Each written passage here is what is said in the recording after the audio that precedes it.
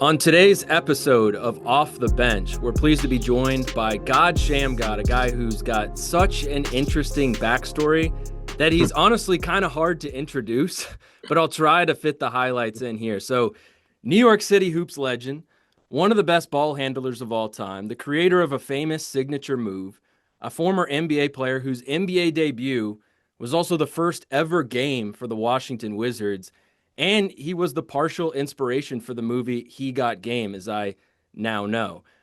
He's now an assistant coach for the Orlando Magic and the author of a memoir called Word of God, which is available both as a hard copy and ebook. And Sham, you call yourself a Forrest Gump like figure, and it's legit. You have stories in there about Kobe, Shaq, MJ, Luca, Kyrie, and also a ton of rappers that I grew up listening to, like Biggie, Yeah. Nas, Mace, and Cameron. And Yep. so I hunkered down and I read the whole thing this weekend. And I'll tell you what, one thing that surprised me was how funny it is. Like, I was legitimately laughing out loud at times. And it's not Mhm. just that it's funny, because as you know, a lot of it is very serious. You had a tough Yep. upbringing at times. Mhm. But what was amazing to me is that you found humor in some of the toughest moments in your life. And you also found humanity in some of the people who contributed to the Yep. adversity you faced. And you have a great line, which is, in this story, there are no villains, only humans. So, Mhm. what was your mindset going into this project as you sat down and decided how to describe your entire life story? I mean, for me, is not as hard as people think because my life, if people read the book, my life kind of describes itself. Those people that came into my life is like unexplained. It only could be from a higher power because, like, I couldn't have sat down and wrote that I would meet none of those people in my life, and especially like you said, they're important to me and they're like heroes to me and legends to me. But what's unique about the situation of my story is most of those people in my stories are heroes to half of the world and um and unique to half of the world. So it's not just I feel that way, like most people might say, oh, this person is special, you know. But the majority of people in the book, the world think is special too, and I just happened to cross paths with them. But not only cross paths with them, like most of them, if you read the book, all of them became family to me. So like I said, it was just more of just reliving and visualizing everything that came in my life, which is not hard because me being a dribbler and one of the best dribbler ever that they say, I have a creative mind, so I kind of remember everything that goes on in my life, and that's how I was able to learn how to dribble on my own by watching other people dribble and then just remembering and then making it into my own. Shannon, going back to the beginning for you, not the very beginning, but your basketball Mhm. beginning. I think one of the things that stood out was that you started playing basketball later in life than a lot of people would have expected. You started playing in fifth grade, and then Yes. years later, you were a McDonald's All-American. So Unreal. how did you get so good so quickly? And what was it like when you first started playing? Uh, I think I got quick so fast because, like in my book, I think it took like my father used to train boxers. So when I lived in Brooklyn before I moved to Harlem, the only thing I wanted to do was fight and wrestle and stuff like that. So I always had discipline. And then when I got to Harlem, it was just like a different world. It was like the movies, in real life. Like, I seen a lot of entertainers, a lot of actors, a lot of people making money. Drugs was at an all-time high, so even those people were famous. To if you look at the movie Paid in Full and stuff like that, those people are the people that grew up with me. So, and to answer your question, it was just like going through all of those processes and growing up. It was like when I got to Harlem, it was just like you either had to play basketball, sell drugs, whatever. At that time, my father was already in jail for robbery, so I've been to jail visiting him and stuff like that. So I know I wasn't going to jail. That was just an out. And the only thing everybody else was doing was playing basketball. And then, like I said, a guy named Mason Bethel, which everybody knows Mace from Bad Boy, took me to Rucker Park to see a game. And I just happened to go to that park the day of the All-Star game. So one, I went to this famous park that was famous that I didn't know was famous. And then I went on the most famous day when all the best players were playing. So of course that just sparked my brain and just like made me fall in love with basketball. And when I first, it's so funny because when I first started playing basketball, why I became such a good dribbler is because when I first started playing basketball, I didn't know the rules of basketball. So I just know like you just had to go to the basket. You had to go to the basket. And I would take the ball and I would run to the basket.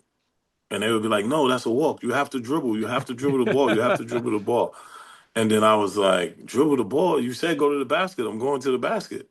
And they was like, no, you have to dribble the ball. You have to dribble the ball. And from that day forth, I became obsessed with like dribbling. You know, you mentioned Mace. One thing I love about this book is just how many references I got as a millennial. And one story I loved, and I'm not spoiling the book because there's 1,000 Hmm. stories like this, but Hmm. you're wearing those dunk shoes that they used to Yeah. sell in East Bay. I'm sure you remember East Bay Hmm. magazine. Yep. And Hmm. Cameron, the famous rapper, you grew up with him. Yeah. He's making fun of you, saying it looks like you have Granny's dinner plates on your feet. Yeah. But then Hmm. you suggest that you actually changed his mind when he saw you dunk. I think it was you dunked Yeah. a tennis ball. So Yep. are you saying those shoes actually worked? Yeah, they did work. They had me dunking. They had me dunking in the eighth grade. Like, I mean, they definitely worked because I was dunking.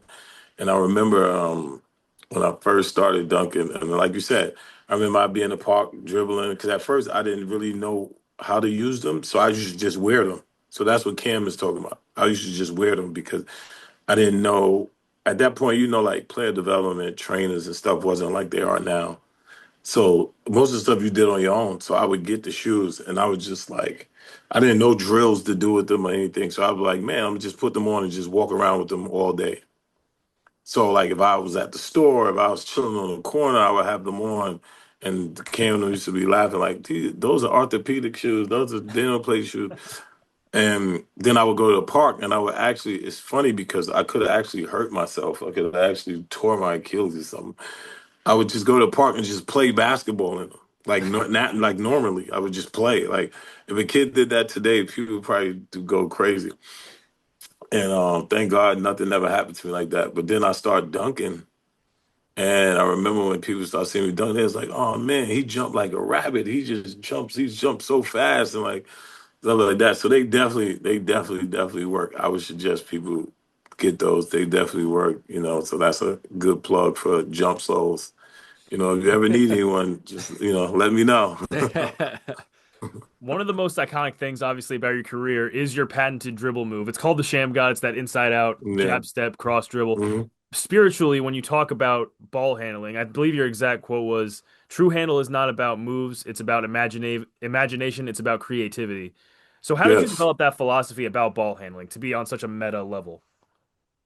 Because when like I said, like I was telling you earlier, like I was so obsessed with dribbling that I just wanted to learn how to dribble, right? So I think nowadays kids are actually learning how to do moves instead of how to dribble, right?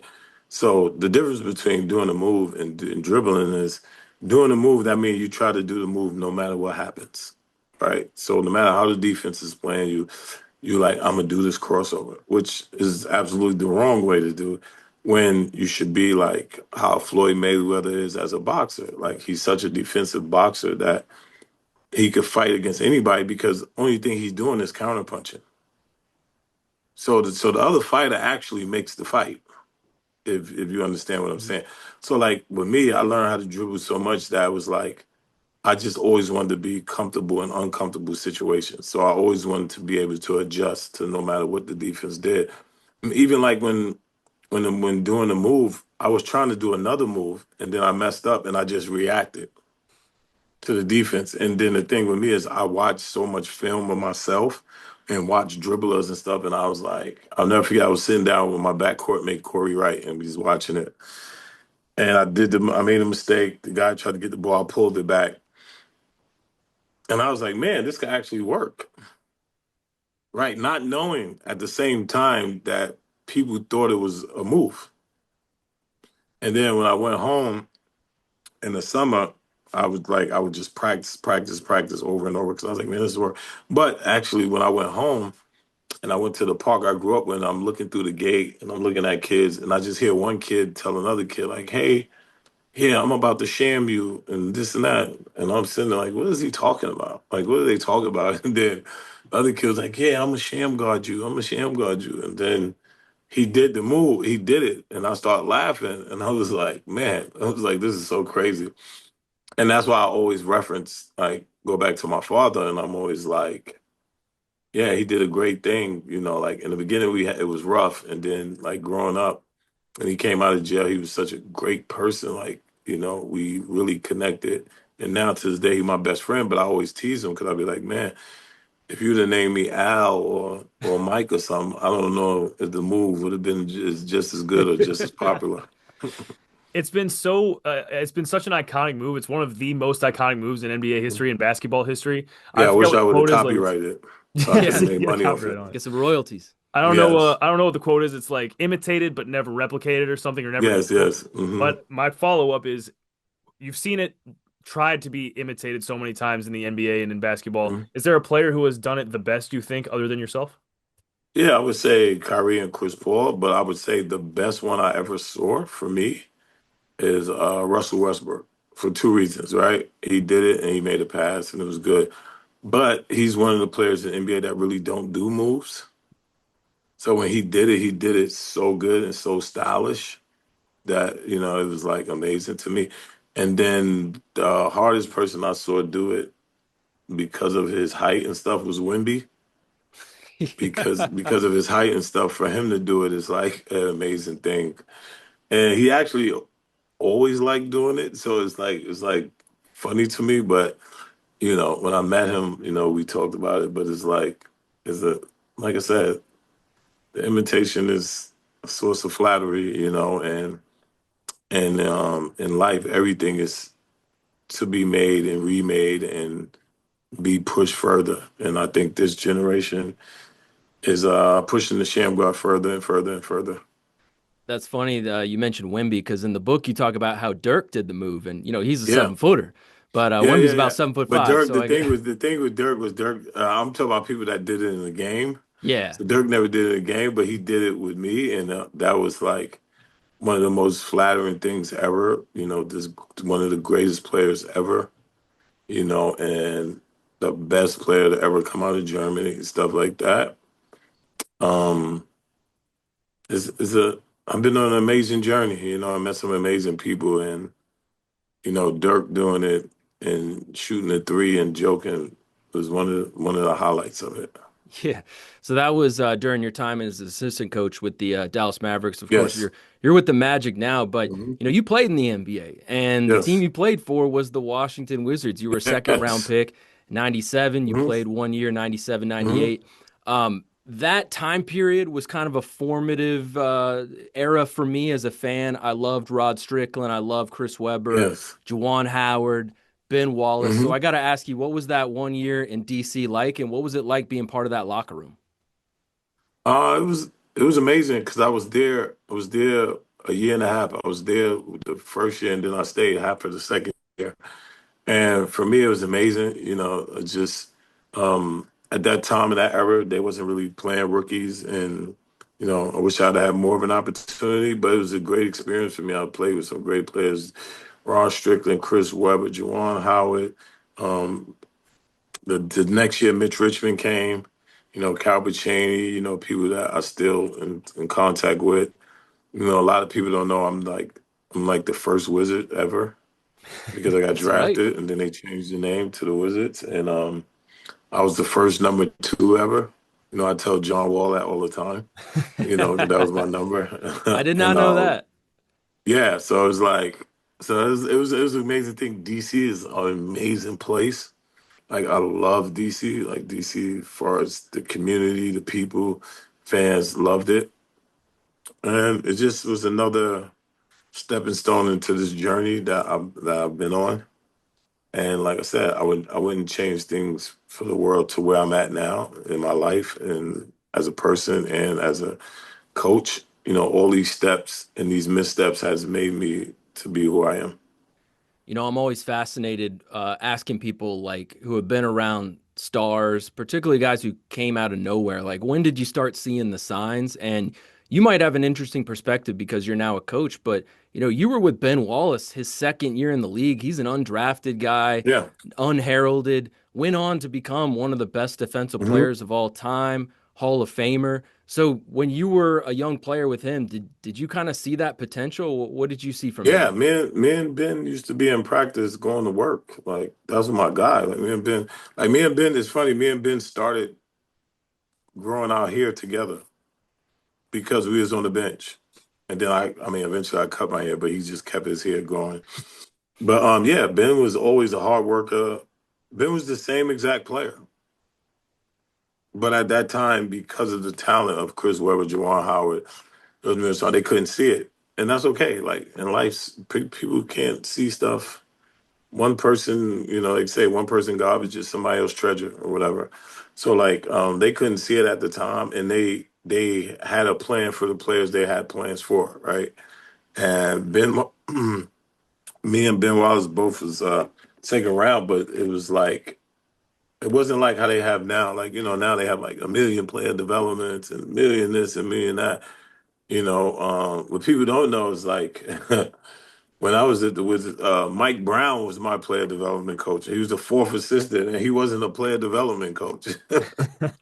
So it was like, we had Outlaw as a coach, and he was a football person, but he was, So like I said, it was Ben was the same, lifting up the whole building, the whole weight room. He was the strongest man in the building. He got in the NBA because of defense from college, and like you said, he's in the Hall of Fame or going to Hall of Fame for being the Ben Wallace he was when he was on the bench at the Wizards. The same exact player, same exact person, but when he went to in Detroit and stuff like that, they just gave him a good opportunity and he took advantage of it, and he's one of the best defensive players ever and a great person. Sham, you mentioned your journey and how you wouldn't change anything to get to where you are hmm today. One of the steps on that journey for you was going to China, where you Yeah, became just a massive megastar over there. yeah, I personally yeah. have never been to China, but I yeah. know how like intense the basketball hmm fandom is there. Can you just explain what that's like to people who have never been there or experienced it firsthand? China is like New York City, LA, Vegas, Miami, um, California, all in one, right? So they just love basketball and they love guards. When I went there, they'd never seen people that could really dribble and things like that. And I had an amazing time. Met some amazing people. I said they love basketball. They massive fans. They love the United States, and it's so crazy because when I went there, I remember I was the leading scorer, leading in assists, leading the steals.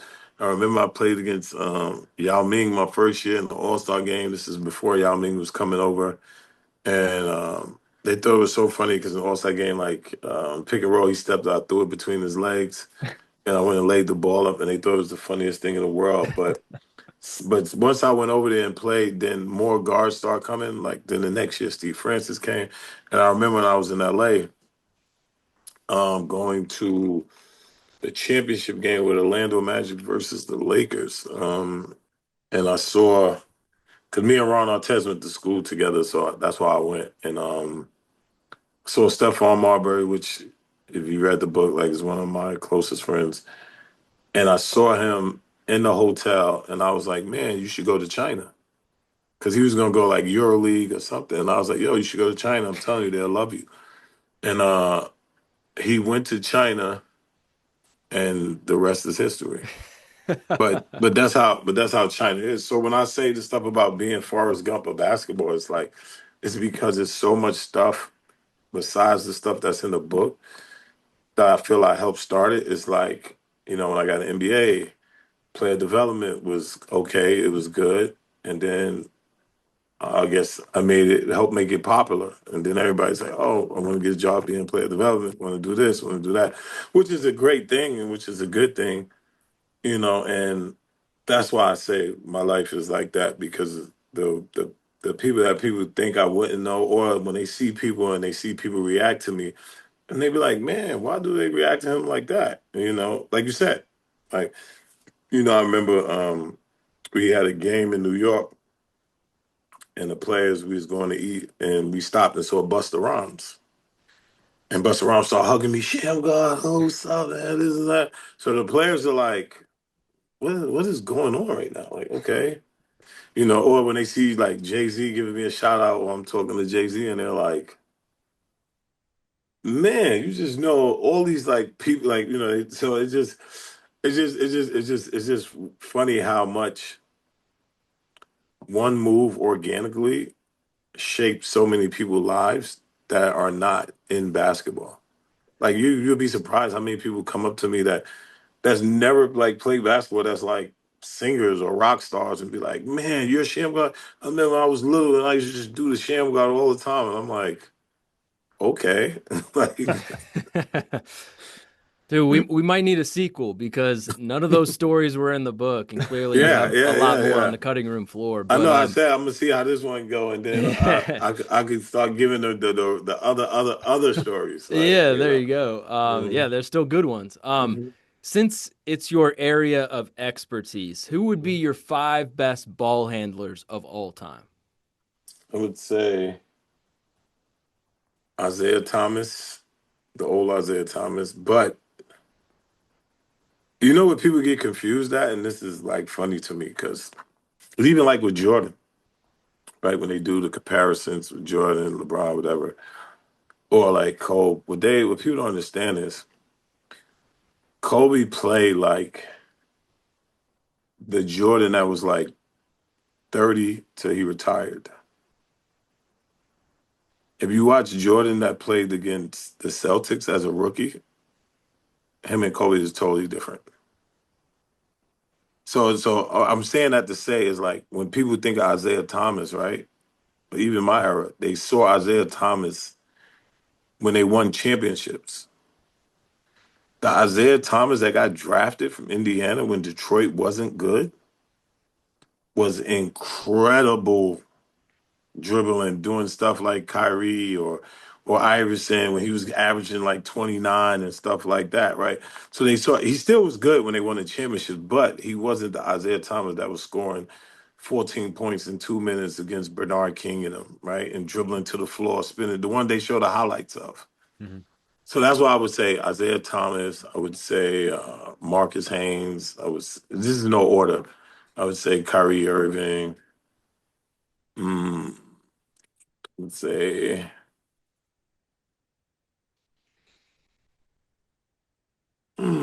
Tim Hardaway.